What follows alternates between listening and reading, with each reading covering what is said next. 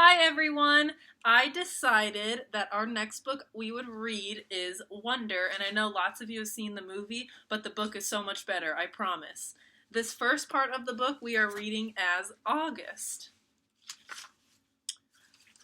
Ordinary. I know I'm not an ordinary 10-year-old kid.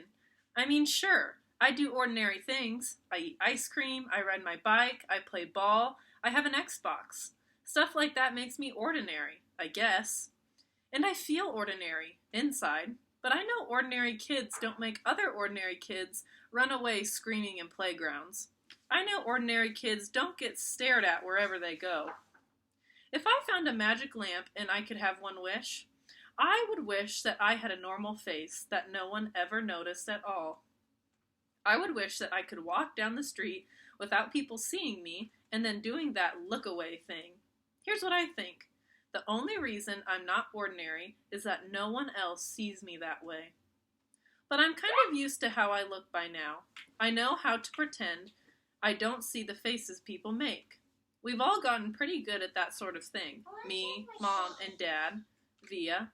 Actually, I take that back. Via's not so good at it. She can really get annoyed when people do something rude. Like, for instance, one time in the playground, some older kids made some noises. I don't know what the noises were exactly because I didn't hear them myself, but Via heard and she just started yelling at the kids. That's the way she is. I'm not that way. Via doesn't see me as ordinary. She says she does, but if I were ordinary, she wouldn't feel like she needs to protect me as much. And Mom and Dad don't see me as ordinary either. They see me as extraordinary. I think the only person in the world who realizes how ordinary I am is me. My name is August, by the way. I won't describe what I look like. Whatever you're thinking, it's probably worse.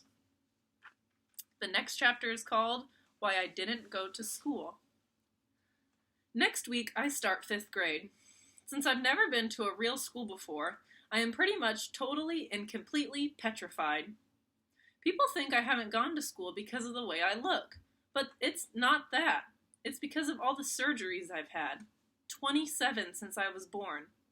The bigger ones happened before I was even 4 years old, so I don't remember those. But I've had 2 or 3 surgeries every year since then, some big, some small.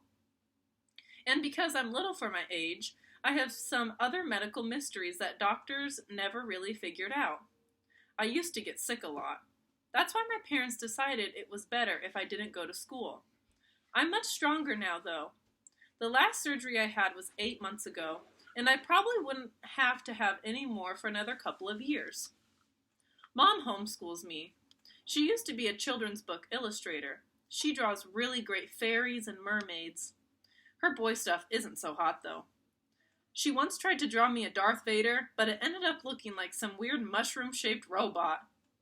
I haven't seen her draw anything in a long time. I think she's too busy taking care of me and Via. I can't say I always wanted to go to school because that wouldn't be exactly true. What I wanted was to go to school, but only if I could be like every other kid going to school. Have lots of friends and hang out after school and stuff like that. I have a few really good friends now. Christopher is my best friend, followed by Zachary and Alex. We've known each other since we were babies, and since they've always known me the way I am, they're used to me.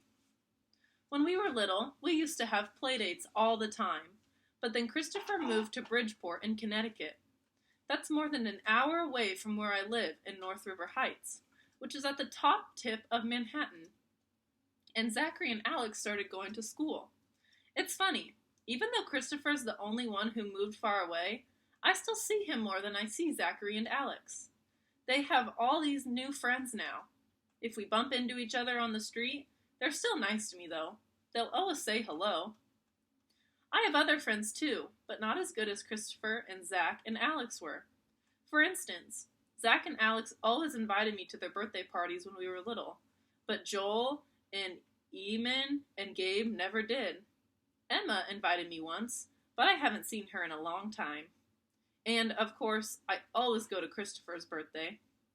Maybe I'm making too big a deal about birthday parties. How I Came to Life. like when Mom tells this story because it makes me laugh so much. It's not funny in the way a joke is funny, but when Mom tells it, Via and I just start cracking up. So when I was in Mom's stomach, no one had any idea I would come out looking the way I look. Mom had Via 4 years before, and that had been such a walk in the park, Mom's expression, that there was no reason to run any special tests. About 2 months before I was born, the doctors realized there was something wrong with my face, but they didn't think it was going to be bad. They told Mom and Dad I had a cleft palate and some other stuff going on. They called it small anomalies. There were 2 nurses in the delivery room the night I was born. One was very nice and sweet. The other one, Mom said, did not seem nice or sweet at all. She had very big arms, and here comes the funny part. She kept farting. Like, she'd bring Mom some ice chips and then fart. She'd check Mom's blood pressure and fart. Mom says it was unbelievable because the nurse never even said, "Excuse me." Meanwhile, Mom's regular doctor wasn't on duty that night, so Mom got stuck with this cranky kid doctor she and Dad nicknamed Doogie after some old TV show or something. They didn't actually call him that to his face. But Mom says that even though everyone in the room was kind of grumpy, Dad kept making her laugh all night long. When I came out of Mom's stomach, she said the whole room got very quiet. Mom didn't even get a chance to look at me because the nice nurse immediately rushed me out of the room. Dad was in such a hurry to follow her that he dropped the video camera, which broke into a million pieces. And then Mom got very upset and tried to get out of bed to see where they were going. But the farting nurse put her very big arms on Mom to keep her down in the bed. They were practically fighting because Mom was hysterical and the farting nurse was yelling at her to stay calm. And then they both started screaming for the doctor. But guess what? He had fainted right on the floor. So when the farting nurse saw that he had fainted, she started pushing him with her foot to get him to wake up, yelling at him the whole time. "What kind of doctor are you? What kind of doctor are you? Get up! Get up!" And then, all of a sudden, she let out the biggest, loudest, smelliest farts in the history of farts. Mom thinks it was actually the fart that finally woke the doctor up. Anyway, when Mom tells this story, she acts out all the parts, including the farting noises, and it is so funny. Mom says that the farting nurse turned out to be a very nice woman. She stayed with Mom the whole time, didn't leave her side even after Dad came back, and the doctors told them how sick I was. Mom remembers exactly what the nurse whispered in her ear when the doctor told her I probably wouldn't live through the night. "Everyone born of God overcometh the world." And the next day, after I had lived through the night, it was that nurse who held Mom's hand when they brought her to meet me for the first time. Mom says by then they had told her all about me. She had been preparing herself for the seeing of me. But she says that when she looked down into my tiny mushed-up face for the first time, all she could see was how pretty my eyes were.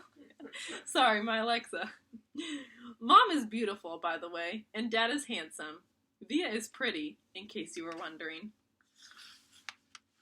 Okay, guys, I'm going to stop there for now. Thanks for watching.